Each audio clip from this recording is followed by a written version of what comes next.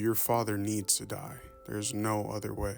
This video is primarily for men, but women can watch as well. This is a story I like. You might have heard it before, about a soldier who was such a good warrior. His name alone would strike fear into the hearts of his enemies. He'd kill an endless number of men, day after day.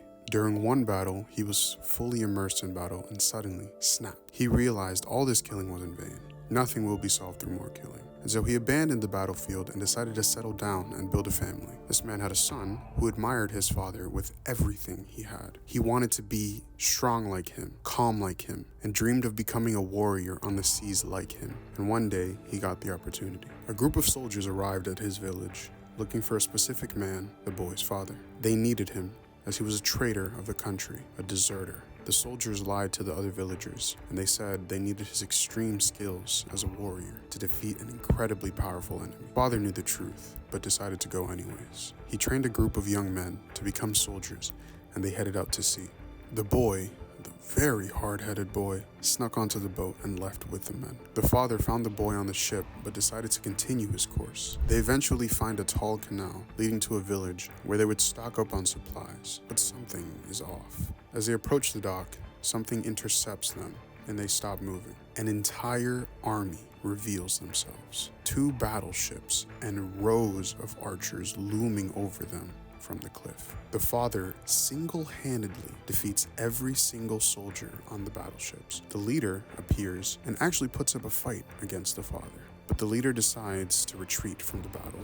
And as he's doing so, he tells the father that he didn't want to finish him like this, but it was the only way.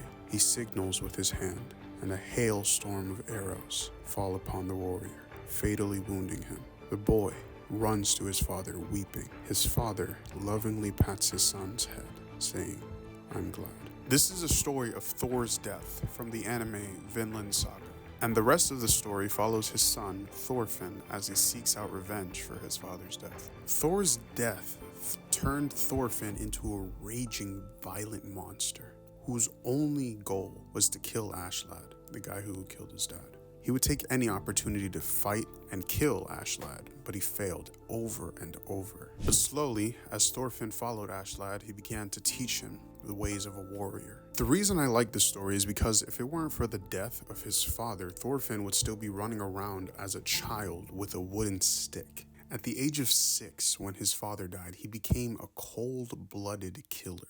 I'm not saying he became a man, but he got so much closer. Miyamoto Musashi said, "It's better to be a warrior in a garden than a gardener in a war." Your father and or father figure as men is who you look up to, who you aspire to be. When we're growing up, everything we do is compared to them. Everything we want to do is compared to them. They are who we want to be. And so when that gets taken away, most evidently in death, you lose your compass, you're lost. But that loss allows you space to grow into who you want to be, not because of them, but because of yourself. Once your father dies, there's no one to guide you, so you have to find your own way. This concept might be a little extreme, but it doesn't have to be literal. It could and probably will be figurative. You need to let that image of your father die, the one that's inside of you. It doesn't really matter whether your father was a good guy or a bad guy. The image you have in your head of him has to die for you to grow. You have to pursue your life the way God is sending you to pursue it. You must see God as the one who directs your life, not what the image of your father is telling you. Once the image is gone, you are free to grow in every direction. There's no restrictions. You can take any path you want. And I'm not saying that you have to cut all ties with him, but he's not the reason you do anything anymore.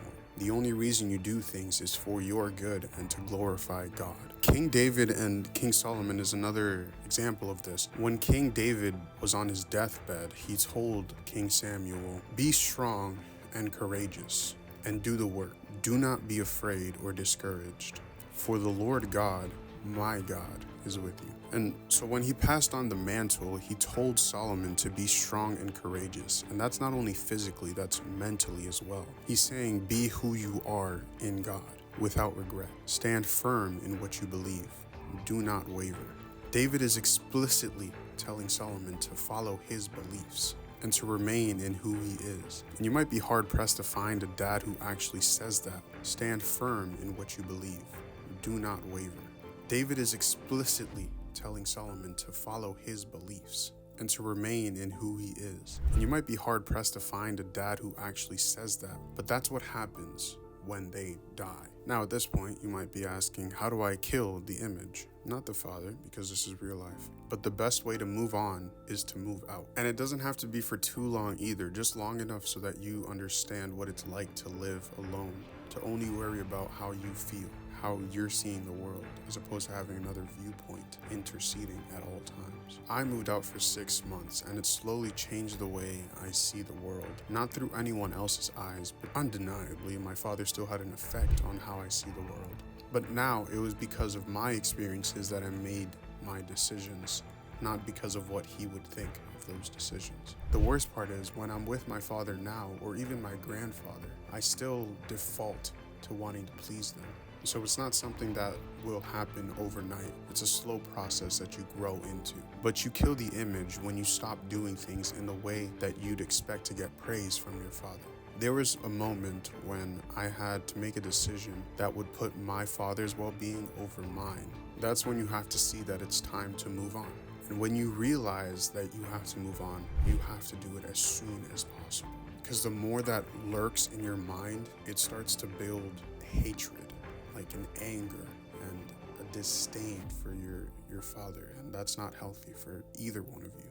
And this is not for everyone, but once you move on from your father, you slowly begin reaching the stages where you can become the father, and you slowly start being a mentor for those behind in life. And that's what this is. And as you probably noticed, this video doesn't apply to everyone, but those who understand really understand. If you do, leave a like, subscribe if you want. I just thought you should know that. Peace.